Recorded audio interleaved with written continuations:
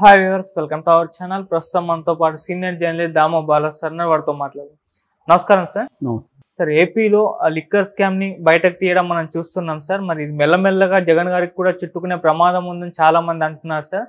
మరి ఏంటి liquor scam? ఇందులో జగన్ గారిని ఇన్వాల్వ్ చేసి ఆయన్ని అరెస్ట్ చేసే అవకాశం ఏమైనా కనిపిస్తుంది అంటారు సార్? యాక్చువల్గా ఇది మనం ఈ టాపిక్ మీద ఒకసారి మాట్లాడాం. బట్ ఇప్పుడు కొన్ని కొత్త పరిణామాలు జరిగాయి. ఆ పరిణామాలు ఏంటి, అసలు ఈ లిక్కర్ స్కామ్ అంటే ఏంటి, ఏం జరిగింది అనేది ఆల్రెడీ తెలుగుదేశం మీడియాలో డీటెయిల్గా వస్తుంది. సో వాళ్ళ ప్లాన్ ఏందనేది మనకు అర్థమైపోతుంది. ఈ ప్లాన్ ఏంటి, ఏం జరగబోతుందని.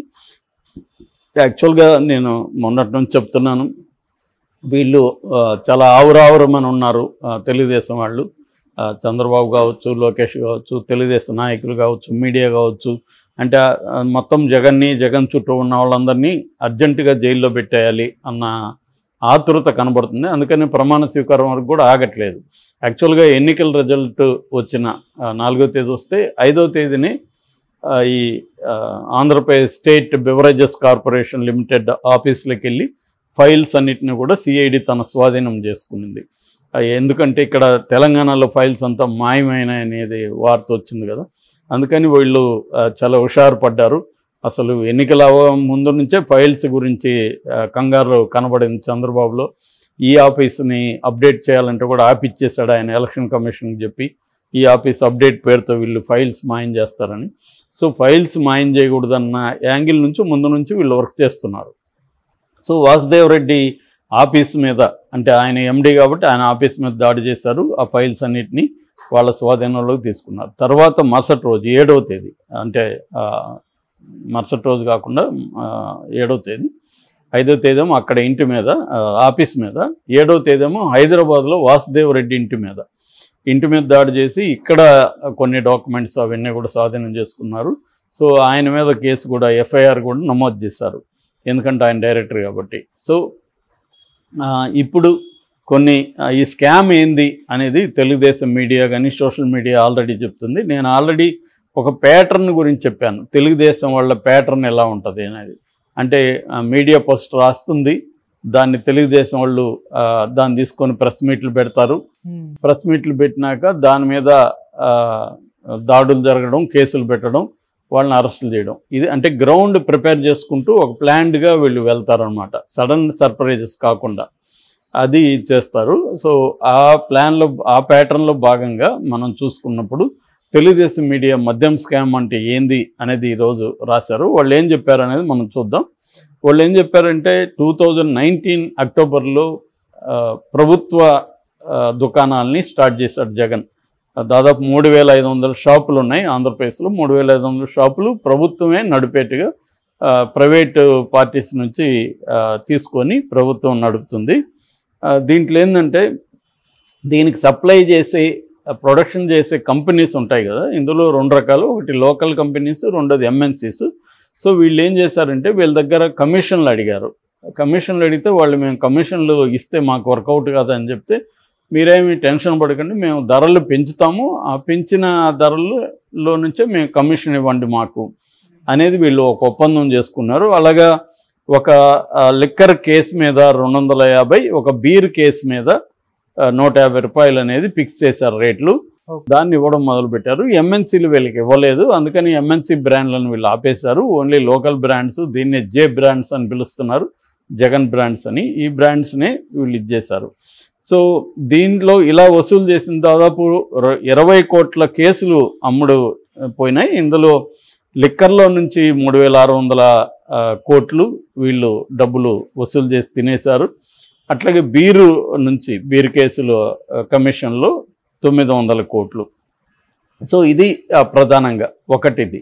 రెండవది కార్పొరేషన్స్ నుంచి రకరకాల పేరుతో, ఫర్ ఎగ్జాంపుల్ గ్రౌండ్ ఛార్జెస్ అంటారు. గ్రౌండ్ ఛార్జెస్ అంటే వాళ్ళు సప్లై చేసిన మందు అమ్మకం జరగలేదు కాబట్టి మాకు దానికి నిల్వ ఉంచడానికి, దాన్ని డీల్ చేయడానికి అంతా కూడా ఛార్జెస్ కావాలి కాబట్టి మీరు గ్రౌండ్ ఛార్జెస్ అని అది కూడా వసూలు చేసి వీళ్ళే తినేశారు. ఓకే, ఇది రెండవది.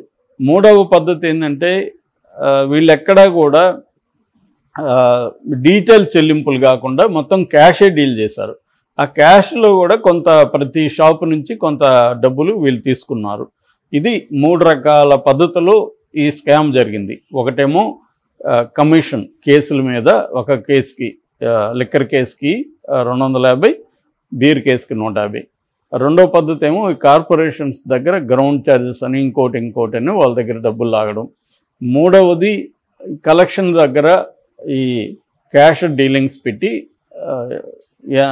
అంటే ఒక ట్రాన్స్పరెన్సీ లేకుండా, ఇప్పుడు ప్రపంచం అంతా భిక్షగాళ్ళు కూడా ఇవాళ యూపీఐ వాడుతున్నారు, ట్రాన్స్ఫర్ చేయండి సార్ డబ్బులు మీ దగ్గర లేకపోతే అని పెట్టుకొని ఉన్నారు. అలాంటిది ఇంత పెద్ద 3500 షాపుల చైన్ ఎందుకు వీళ్ళే ఒక యూపీఐ పెట్టుకోవచ్చు, వాళ్ళ దీంట్లో గవర్నమెంట్ ఇది చేసుకోవచ్చు, ఎందుకు చేయలేదు? డీటెయిల్ ఇది ఎందుకు చేయలేదు? ఒక పక్క మోడీ డీటెయిల్ చెల్లింపులు చేయండి అని ఇది చేస్తుంటే వీళ్ళు ఎందుకు చేయలేదు అనేది వీళ్ళ విమర్శ.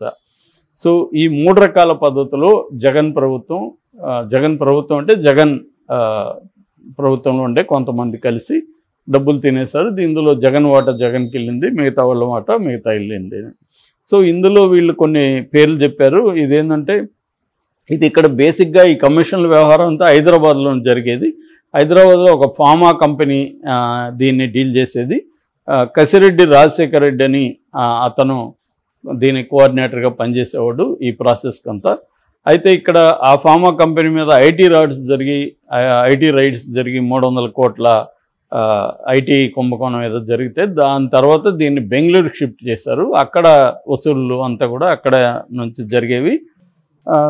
సో ముందుగా సజ్జల ఈ బ్రాండ్లు ఎవరెవరికి అలాట్ చేయాలి అంటే ఏ కంపెనీ నుంచి తీసుకోవాలనే దాంట్లో కూడా వాళ్ళ కంపెనీసే ఉన్నాయి. సజ్జల బ్రాండ్ చార్ట్ని పంపించేవాడు ఎక్సైజ్ డిప్యూటీ కమిషనర్ సత్యప్రసాద్కి పంపిస్తే ఆయన బ్రాండ్ లిస్టులో నుంచి ఏ బ్రాండ్లో సజ్జల చార్ట్ ఉందో ఎవరెవరు ఎంత సప్లై చేయాలో వాళ్ళకే ఇచ్చి వాళ్ళే సప్లై చేయాలి. మిగతా వాళ్ళు ఎప్పుడైనా గొడవ చేస్తే నామకే వస్తే వాళ్ళకి కొంత ఇచ్చేవాళ్ళు తప్ప వీళ్ళ బ్రాండ్స్ వీళ్ళ కంపెనీలకే మొత్తం సప్లై అంతా కూడా వీళ్ళకే ఇచ్చేవాళ్ళు అనేది ఒకటి. అట్లాగే ఈ బకాయిల వసూలు ఏదైతే ఉందో ఈ బకాయిల వసూలునేమో రిటైర్డ్ ఎక్సైజ్ ఆఫీసర్ వేణుగోపాల్ చేసేవాడు. తర్వాత ఈ గ్రౌండ్ ఛార్జెస్ అన్నాను కదా ఇందాక, ఆ గ్రౌండ్ ఛార్జెస్ ఏమో రిటైర్డ్ ఆఫీసర్ శ్రీనివాసులు రెడ్డి చేసేవాడు. ఇలాగ వీళ్ళు డివైడ్ చేసుకొని సజ్జల నాయకత్వంలో ఇప్పుడు నేను చెప్పిన పద్ధతిలో డబ్బుల్ని వసూలు చేశారు. ఇది దాదాపు 25,000 కోట్లు ఉంటుంది పర్ ఇయర్. సో ఓవరాల్గా 1,00,000 కోట్లు అన్నీ కలిపితే 1,00,000 కోట్ల వరకు కుంభకోణం జరిగింది. ఇప్పుడు వీళ్ళు చెప్పిన కమిషన్ల ఇది మాత్రమే ఇది మొత్తం 4,500 కోట్లు కమిషన్ల రూపంలోనే వీళ్ళు తీసుకున్నారు. అప్రూవర్గా మారిపోతున్నాడు అని కూడా వార్త వచ్చింది. సో వాసుదేవ్ రెడ్డి అప్రూవర్గా మారిపోతే అప్పుడు మిగతా వాళ్ళు ఎవరెవరు ఏం చేశారు? ఈ అప్రూవర్ అనేది కూడా మన ఈడీ సిబిఐ టెక్నికే. అది ఇంతకుముందు కూడా మనం చాలాసార్లు చెప్పుకున్నాం. అంటే ఒకరిని పట్టుకుంటారు, వాళ్ళని నయాన భయాన బెదిరిస్తారు, వాళ్ళని అప్రూవర్గా మారుతారు. అప్రూవర్గా మారినాడు ఈయన స్టేట్మెంట్ ఆధారంగా మిగతా వాళ్ళని అరెస్ట్ చేస్తారు. మిగతా ఏం డాక్యుమెంట్స్ కానీ ఇప్పుడు కమిషన్ తీసుకున్నట్టు వీళ్ళు ఎలా ప్రూవ్ చేస్తారు? ఎలా ప్రూవ్ చేయలేరు. కాబట్టి అప్రూవర్గా మారాడు కాబట్టి ఆయన చెప్పాడని చేశారు. ఇదే పద్ధతిలో స్కిల్ డెవలప్మెంట్లో కూడా జగన్ ప్రభుత్వం కూడా చంద్రబాబు మీద కూడా సేమ్ అయి పెట్టింది. అప్రూవర్లుగా మారి చెప్పినారని. దాంట్లో కూడా ట్రైల్ ఆఫ్ మనీ లేదు, దాంట్లో కూడా ఏమీ లేదు. సేమ్ ఇప్పుడు రివర్స్లో ఇదే గేమ్ వీళ్ళు ఆడుతున్నారు. సేమ్ రివర్స్లో వీళ్ళు అదే అలిగేషన్స్ని ఎస్టాబ్లిష్ చేస్తూ కథనాలు వండిస్తున్నారు. సో నేను చాలాసార్లు చెప్పాను, గవర్నమెంట్లు మారుతాయి కానీ మెథడ్స్ ఏం మారవు. సేమ్ ఆ గవర్నమెంట్ వస్తే వీళ్ళ మీద ప్రతీకారం తీర్చుకోవడం, ఈ గవర్నమెంట్ వస్తే వాళ్ళ మీద ప్రతీకారం తీర్చుకోవడం జరుగుతుంది. అందరూ కుంభకోణాలు చేసేవాళ్ళు. సచ్చీలరు ఎవరు ఇక్కడ లేరు. సచ్చీలరు ఉంటే 100 కోట్లు 50 కోట్లు ఎలా ఖర్చు పెడతారు వాళ్ళు ఒక్కొక్కరు ఎన్నికల్లో. ఇప్పుడు మన పెమ్మసాని మంత్రి పదవి వచ్చింది, ఆయనకు 150 కోట్లు ఖర్చు పెట్టాడా అంటున్నారు. ఇంకా ఎక్కువ పెట్టినా ఆశ్చర్యంలో, ఎందుకంటే 7 నియోజకవర్గాలకు కూడా 10 కోట్లు అందరికి ఇచ్చాడని చెప్తున్నారు. ఆయనకి 5,000 కోట్ల పైన ఆస్తుంది. అలాగా ఒక ఎగ్జాంపుల్గా ఆయన చెప్తాను, ఎందుకంటే ఆయన రిచెస్ట్ ఎమ్మెల్యే, రిచెస్ట్ మంత్రి కూడా దేశంలోనే. సో ఇలాగా ఇంత డబ్బులు పెడుతున్నప్పుడు మళ్ళీ వాళ్ళకి డబ్బులు రావాలంటే కుంభకోణాలు చేయాల్సిందే కదా పెద్ద స్థాయిలో. అట్లాగే జగన్ ఒక 2,000 కోట్లు, చంద్రబాబు ఒక 2,000 కోట్లు ఎన్నికలు ఖర్చు పెట్టాడని చెప్తున్నారు. మరి ఈ డబ్బులంతా వీళ్ళకి ఎక్కడి నుంచి వచ్చాయి? ఆ 2000 కోట్లు ఎక్కడి నుంచి వచ్చాయి? ఇద్దరికి కూడా జనంలో నుంచే కదా వీళ్ళు దాని ఏమంటారు, లీగల్గా అంతంత సంపాదించే పరిస్థితి లేదు కదా, వీళ్ళు లీగల్గా అంత ఎక్కడ చూపిస్తున్నారు? సో క్లియర్గా అందరూ కూడా స్కాములు చేస్తున్నారు, డబ్బులు తింటున్నారు. వీళ్ళు వచ్చినప్పుడు వాళ్ళని వేధించడానికి వీళ్ళు స్కాములు పెడుతున్నారు, వాళ్ళు వచ్చినప్పుడు వీళ్ళని వేధించడానికి స్కాములు పెడుతున్నారు. అలాగే మనకి ఇంకా అనేక స్కాములు రాబోతున్నాయి. జైళ్ళకి వెళ్ళబోతున్నారు, మనం అనేక సార్లు చెప్పుకోబోతున్నాం. Okay sir, thank you so much sir.